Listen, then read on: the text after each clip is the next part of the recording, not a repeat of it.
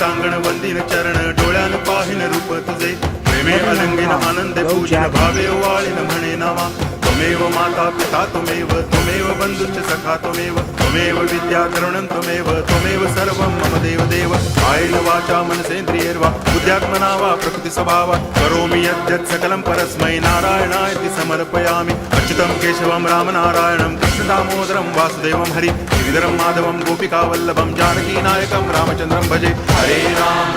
Ram